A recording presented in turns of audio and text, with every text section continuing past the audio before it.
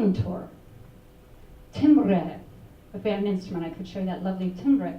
Cadence, the cadence and the rhythm, the pattern, the form. Matter of fact, these things are so powerful that before modern times, all Egyptian physicians had to be musicians, had to really work on being experts in music recognition. And I bet most of you can guess why. Doctors today still do this, but we have electricity today, so they have monitors doing it. But if you were in ancient times and you're a physician, a healer, even with our tribes that are still out there today, all the healers are musicians. You have to listen carefully to pulse, the rhythm of breath, these vital life signs. You have to have extra training and extra perception there to really listen to the body and know when something's wrong. I mean, Dr. Morledge is here, and Dr. Hudson used to talk about it. He can hear people walking in. If you're limping versus walking down the hallway, click, click, click. We naturally use this to know when the human instrument is in crisis. So that's why Egyptians, David and Saul, you hear it throughout history, the idea of using music to treat the human body, the human species. So in music therapy, we take that to kind of a renaissance. This is my perspective on music therapy. In current day, music therapy is in a way the renaissance part of the music industry, bringing the power of the sciences and the arts together, bring us out of the dark and difficult times, much like the arts and sciences did in the Dark Ages. We're reclaiming for humanity a part of our musical inheritance that's gotten a little lost, bringing to light again that all of us are musicians. All humanity is born to be the makers of music, the authors of our own stories, singers of our own songs, instruments to perform life's symphony. I say it poetically, but it's really true. And it is something today that we're much more familiar with the idea there's a musician and there's the audience responding.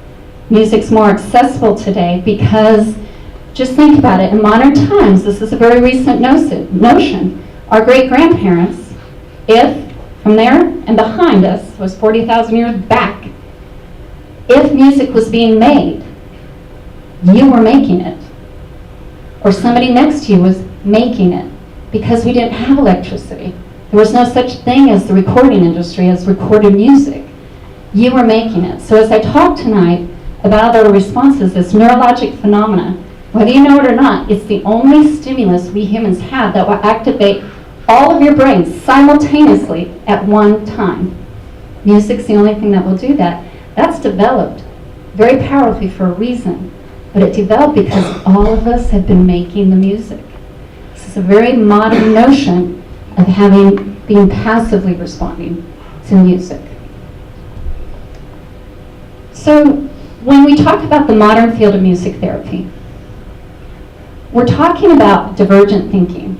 And this is something historically for me. Age 12, I started thinking divergently. Let's just define divergence from creativity. My son, Brendan, he just has a lust for learning, and he spends time on YouTube, and this is one of his favorite channels.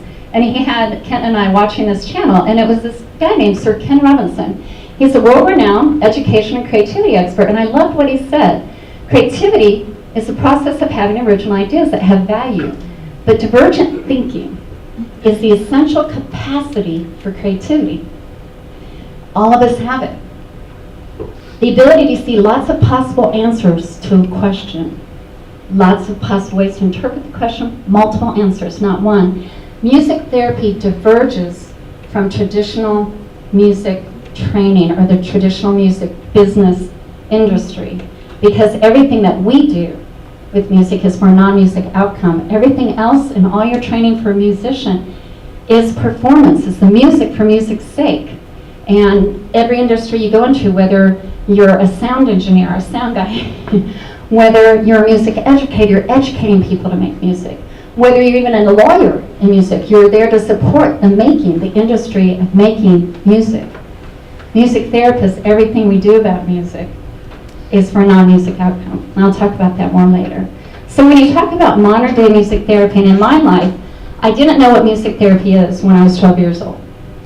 I was definitely thinking divergently from a very young age. I heard a lot of these words, never and cannot, in my pursuit of this 12-year-old dream. My 12-year-old dream was this huge warehouse, big empty warehouse. And I tell my friends, I had this great idea, because my friends and I, no matter what was going in our lives, when music, we would dance and we'd sing, and our spirits just soared free, no matter what was going on. And it just brought everybody together. So I had this image of a big open warehouse, that the downstairs was this huge square stage in the middle, and there was always people dancing and making music, and up this staircase that had to do with a Beethoven piece that kind of flowed up into this heaven on the second floor, where there was a dance studio, and where there were music studios and recording studios. They even had this image of kind of a circle in the middle of this guy being a sound guy, and all these rooms around it that would be recording and doing cool things. I'm a geek of a 12-year-old, but very divergent. And so I've been teased about it, but I've never lacked focus in my life, is kind of the joke with me.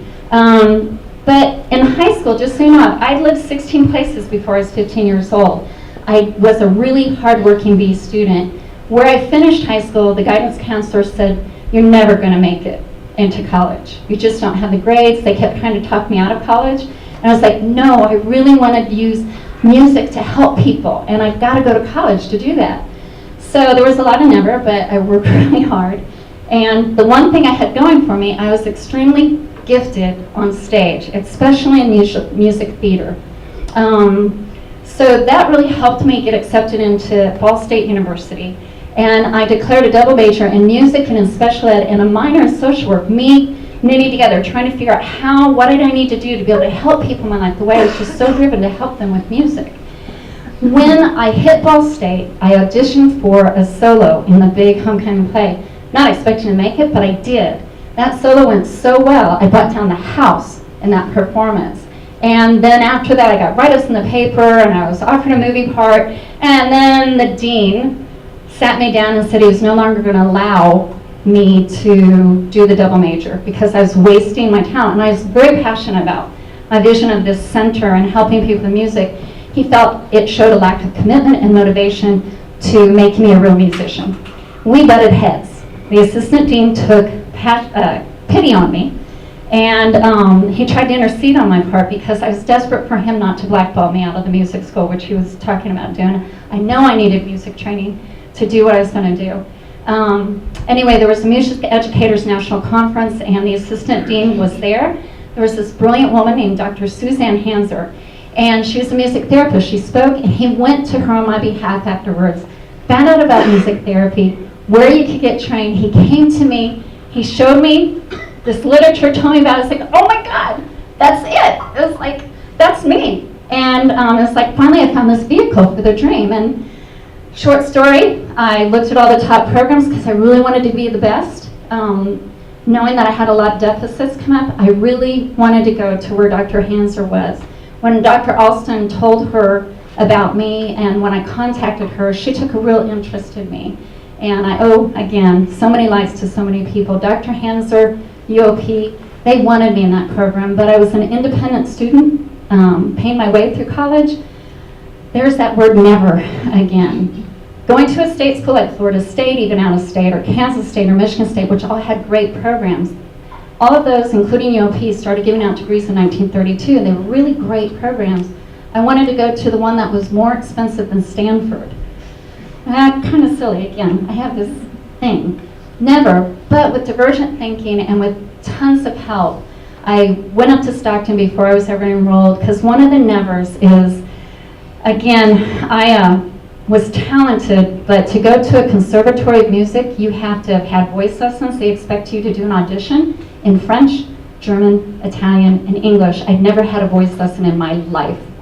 So anyway, I go up there really putting all my hope, and with the support of Dr. Hanser, people wanted me there. Professor O'Connell, Audrey O'Connell, another light in my life, she worked with me privately, gave me voice lessons. I finally made it to the audition. I nailed the audition, and again, I ran into, we could make you a real musician, and they tried to get me to go performance and declare performance again. And again, I passed that scholarship up for a little bit lesser one, but